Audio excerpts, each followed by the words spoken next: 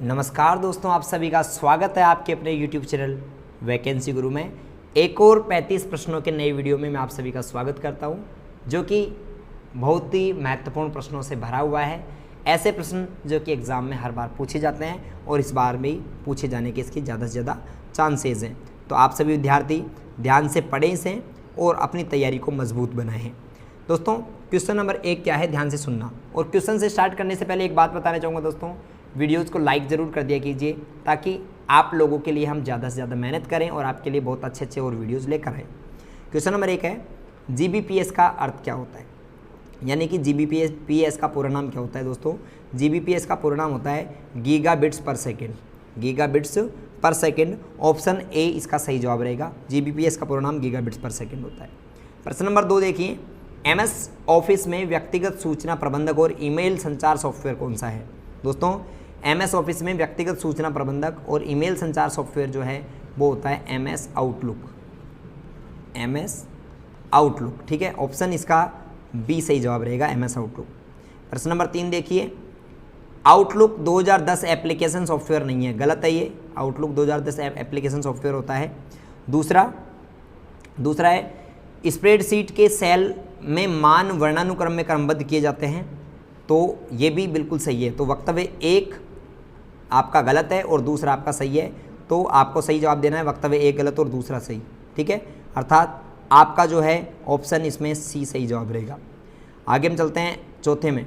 चौथा प्रश्न क्या है देखिए, वक्तव्य का प्रश्न है। वक्तव्य 1 है, NTFS new technology file system interface का पूर्ण रूप है, बिल्कुल सही है, यानी new technology file system NTFS का पूरा नाम होता है। वक्तव्य सही है पहला। दूसरा है, MS एक्सेल में सेल रो और कॉलम के प्रतिच्छेदन से बनता है, ये भी सही है, यानी कि MS एक्सेल जो रहता है इसमें रो और कॉलम्स जो रहते हैं वो एक दूसरे को काटकर एक बॉक्स का जो निर्माण करते हैं उसे हम सेल कहते हैं, ये सही है। तो वक्तव्य 1 और 2 दोनों ही सही, ऑप्शन डी इसका सही जवाब रहेगा।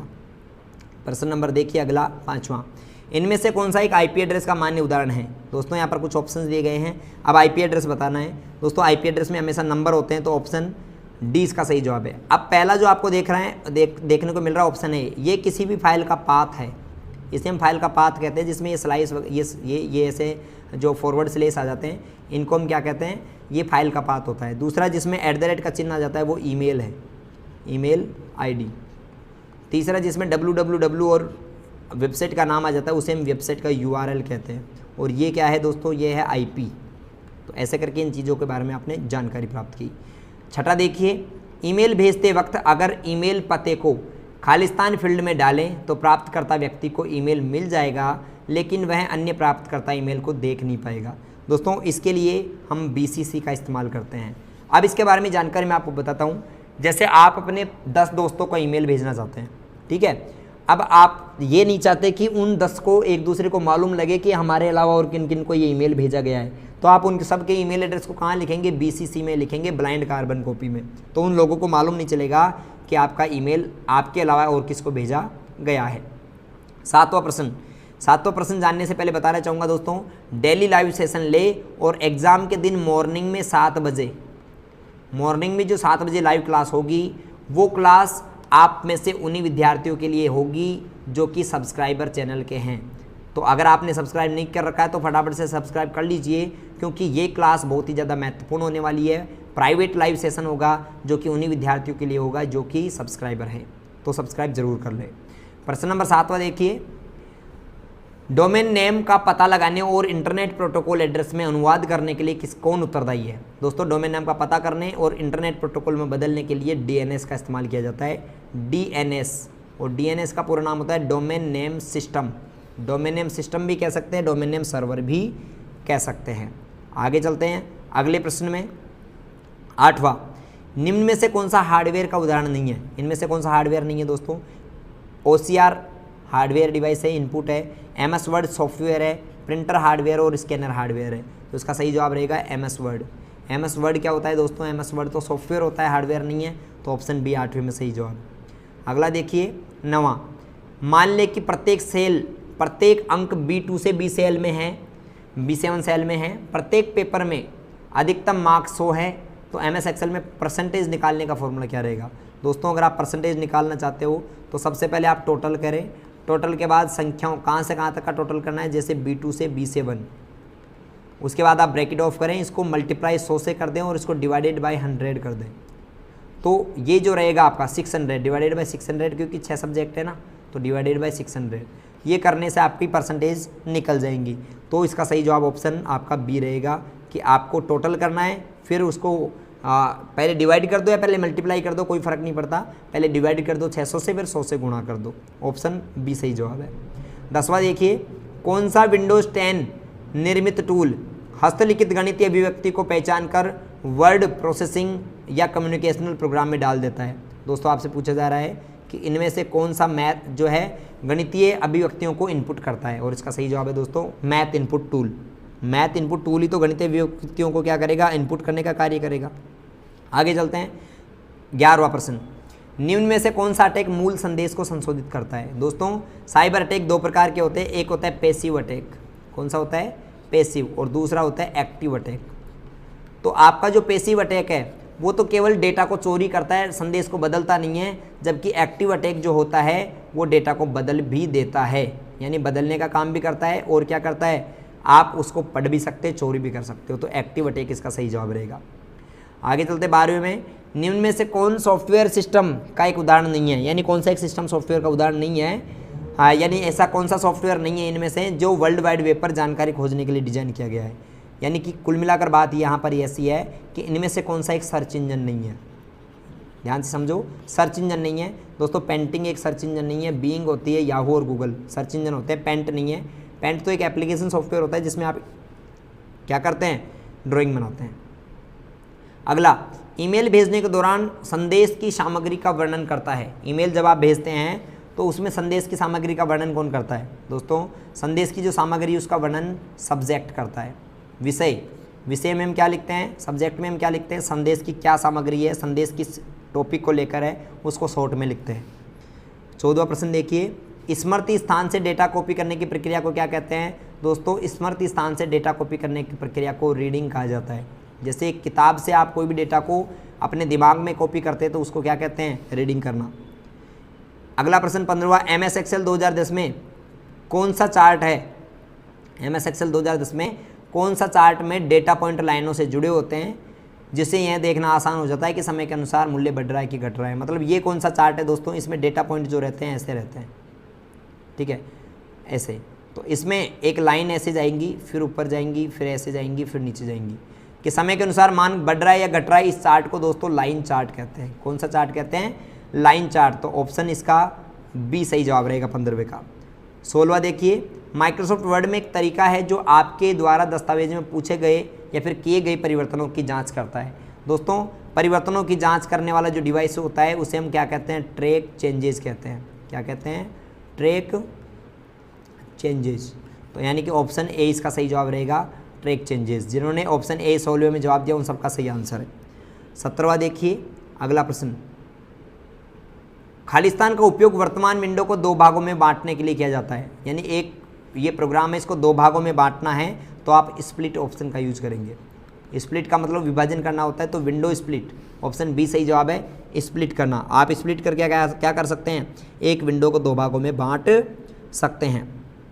अगला देखिए, अगला प्रश्न देखते हैं 18वां, जब आप अधूरा ईमेल बंद करते हैं तो आमतौर पर वह कहाँ सेव होता है। दोस्तों अधूरा ईमेल हमेशा ड्राफ्ट के अंदर सेव होता है, ड्राफ्ट में, यानी कि ऑप्शन डी इसका सही जवाब रहेगा।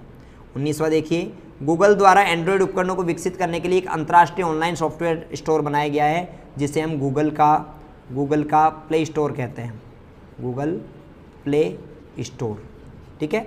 अगला प्रश्न देखिए 20वां, विंडोज़ 10 में वेब ब्राउज़र ने इंटरनेट एक्सप्लोरर का स्थान ले लिया।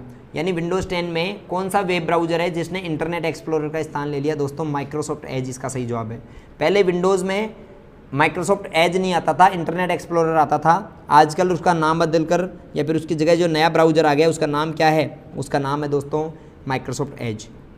प्रश्न नंबर 21वां देखिए, विंडोज़ 10 में कौन सी डेस्कटॉप सुविधा शामिल की गई जो विंडोज़ 8 में हटा दी गई थी। दोस्तों विंडोज़ 8 से स्टार्ट मेन्यू हटा दिया गया था, स्टार्ट बटन हटा दिया गया था, जो विंडोज़ 10 में जोड़ दिया गया है। 22वां प्रश्न देखिए, खालिस्तान कुंजी आपको कर्सर के दाएं ओर के वर्णों को मिटाने में सक्षम बनाती है। जैसे लिखा हुआ है यहाँ पर वैकेंसी, ठीक है, और यहाँ पर कर्सर है हमारा और यहाँ पर लिखा हुआ है गुरु। आप गुरु को मिटाना चाहते हैं, राइट साइड से मिटाना चाहते हैं, तो आप कौन सा बटन दबाएंगे दोस्तों, आप डिलीट बटन दबाएंगे। कौन सा बटन दबाएंगे, डिलीट। और अगर आपको लेफ्ट साइड से मिटाना है तो आप बैक स्पेस दबाएंगे, बैक स्पेस। ठीक है, आगे चलते हैं अगले प्रश्न पे। 23वां, वाईफाई का पूरा नाम क्या है दोस्तों, वाईफाई का पूरा नाम वायरलेस फिडेलिटी होता है, वायरलेस फिडेलिटी, ऑप्शन डी इसका सही जवाब है। 24वां देखिए, निम्न में से कौन सा वेब ब्राउज़र का उदाहरण नहीं है, कौन सा एक वेब ब्राउज़र नहीं है, इंटरनेट एक्सप्लोरर एक वेब ब्राउज़र होता है, ओपेरा भी होता है, ठीक है, और गूगल का क्रोम होता है, गूगल नहीं होता, और मोजिला फायरफॉक्स भी होता है, तो इसमें गूगल रहेगा। गूगल एक सर्च इंजन है, गूगल क्या है, सर्च इंजन है, बाकी सब आपके क्या हैं, वेब ब्राउज़र हैं। 25वां देखिए, 25वां प्रश्न है, निम्न में से कौन सा मोबाइल वॉलेट का उदाहरण है दोस्तों, इनमें से मोबाइल वॉलेट पेटीएम है, पेटीएम एक मोबाइल वॉलेट है, बाकी सभी क्या हैं, अलग अलग, ड्रॉपबॉक्स, वे2SMS, अलग अलग वेबसाइट्स हैं। 26वां देखिए, HTML क्या बनाने के लिए काम में आता है दोस्तों, HTML का यूज हम वेब पेज बनाने के लिए काम में लेते हैं, HTML वेब पेज बनाने के काम में आता है, वेबसाइट बनाने के काम में आता है, तो इसका सही जवाब ऑप्शन बी रहेगा। आगे विंडोज़ 10 में एक built in real time antivirus कौन सा है दोस्तों, विंडोज़ 10 जब हम लेते हैं तो उसके साथ ही एक एंटीवायरस अपने को मिलता है, उस एंटीवायरस का जो नाम है वो है विंडोज़ डिफेंडर, विंडोज़ डिफेंडर यानी ऑप्शन डी। ठीक है, अगला, कंप्यूटर पीडी VLSI प्रौद्योगिकी के साथ IC का उपयोग करती है, यानी कि कंप्यूटर की पीडी जो VLSI है उसमें IC के साथ VLSI कब आई थी, अर्थात VLSI कब जारी की गई थी दोस्तों, चौथी पीढ़ी के अंदर, चौथी पीढ़ी में VLSI आई थी, यानी CPU चौथी पीढ़ी में आया था, ये याद रखना। पीढ़ी से संबंधित 2 प्रश्न बता रहा हूँ जो आपको महत्वपूर्ण है, याद रखना है, ध्यान से सुन लो।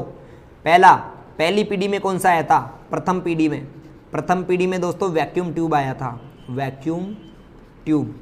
और द्वितीय एक चौथा पीढ़ी का आएगा दोस्तों, फोर्थ पीढ़ी में, चौथी पीढ़ी में क्या आया था दोस्तों, चौथी पीढ़ी में CPU आया था, जिसे हम VLSI कहते हैं। ठीक है, ये 2 प्रश्न महत्वपूर्ण याद रख लेना एग्जाम के लिए। 29वां देखिए, निम्न में से कौन सा कंप्यूटर सिस्टम के हार्डवेयर का उदाहरण है, यानी कि कौन सा एक कंप्यूटर सिस्टम में हार्डवेयर है दोस्तों, हार्डवेयर इनपुट और आउटपुट डिवाइस होता है, तो ऑप्शन ए इसका सही जवाब रहेगा। आई थिंक आपने सही किया होगा, ये आंसर आपको आ गया होगा। 30वां देखिए, खालिस्तान डिस्क पर एक नामित स्थान है जहाँ पर फाइलों को संग्रहित कर सकते हैं, डिस्क पर एक नामित स्थान जहाँ पर आप फाइल सेव कर सकते हो दोस्तों, फोल्डर कहलाता है। क्या कहलाता है, फोल्डर। आगे चलते हैं 31वें प्रश्न में। MS Excel में छोटे जो चार्ट होते हैं जो एक ही सेल में एम्बेडेड होते हैं, उन चार्ट्स को क्या कहते हैं दोस्तों, MS Excel में एक ही सेल में बनने वाले जो चार्ट रहते हैं उन चार्ट्स को हम स्पार्क लाइंस कहते हैं। क्या कहते हैं, स्पार्क लाइंस। तो ऑप्शन आपका सी सही जवाब रहेगा 31वें में। 32वां देखिए, निम्न में से कौन सा उपकरण है जो एक स्थायी पठनीय प्रारूप में जानकारी प्रदान करता है, जिसे हम हार्ड कॉपी कहते हैं दोस्तों, हार्ड कॉपी प्रिंट करने वाले को प्रिंटर कहते हैं। क्या कहते हैं, प्रिंटर कहते हैं। तो ऑप्शन डी इसका सही जवाब रहेगा कि प्रिंटर इसमें आंसर नहीं है। अगला प्रश्न देखिए, नेक्स्ट प्रश्न है आपका 33वां। डेटाबेस में संबंधित डेटा के सेट को क्या कहते हैं, डेटाबेस में संबंधित डेटा के सेट को दोस्तों रिकॉर्ड कहा जाता है। क्या कहा जाता है, रिकॉर्ड। डेटाबेस में संबंधित डेटा के सेट को रिकॉर्ड कहते हैं, ऑप्शन बी इसका सही जवाब माना जाएगा और रहेगा।